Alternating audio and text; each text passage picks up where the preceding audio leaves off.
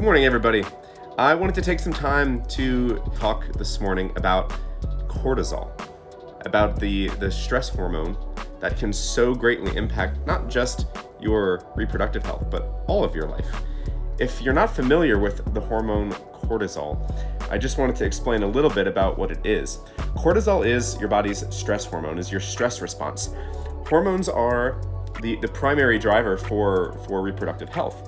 Your body uses hormones to your endocrine system uses hormones to send signals and communicate with cells in different parts of your body in order to help promote reproduction, among many other things.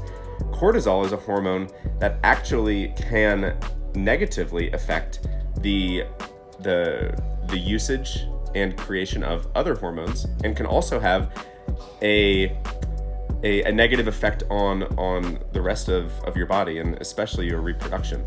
So cortisol is a stress hormone. What it does is it's created and secreted in your body in response to stress.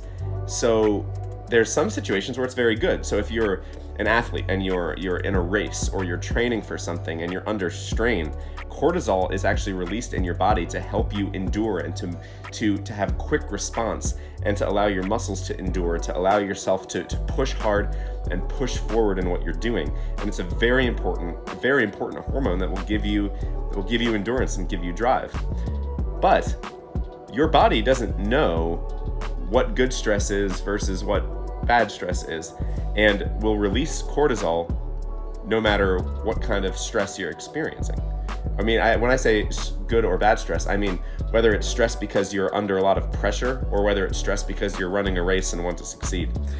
But what happens is when you're under stress, your body releases cortisol in order to respond to that stress and make sure that your heart and your organs are taken care of. So what happens is when your body releases cortisol, your other systems are suppressed. So your reproductive system, your immune system is all suppressed by the cortisol hormone that's released. And when that takes place, the rest of your body begins to suffer, and it has a detrimental effect on your health. But since we're talking specifically about reproduction, cortisol suppresses your reproductive system, suppresses your endocrine system. And when that happens, obviously that could lead to infertility problems if you have chronic stress, chronic secretion of cortisol, and a chronic suppression of your reproductive system. So what are some things you can do to reduce cortisol secretion, or to reduce unnecessary cortisol secretion?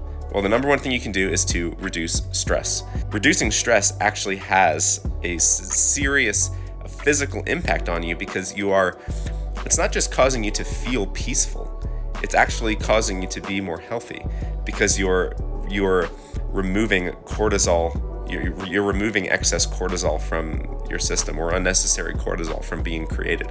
So what are some things you can do to relieve stress? Sleep is super important. I think that is the most important thing you could be doing, is making sure you're getting enough sleep, because without that, your body's not going to be able to respond to stressors in a proper way. Also, practicing mindfulness is really important too. Even 5 minutes of meditation every day can help you just think, learn how to process thoughts, learn how to have time without thinking through all of the things going on in your mind, and will help you to remove stress from your life, so you can reduce cortisol production, which will help your reproductive health. So this is just a really quick tip this morning, but I wanted to share it because I think it has far-reaching impacts on everyone's health, especially with people who are going through infertility treatment and are experiencing any reproductive problems. Have a great day.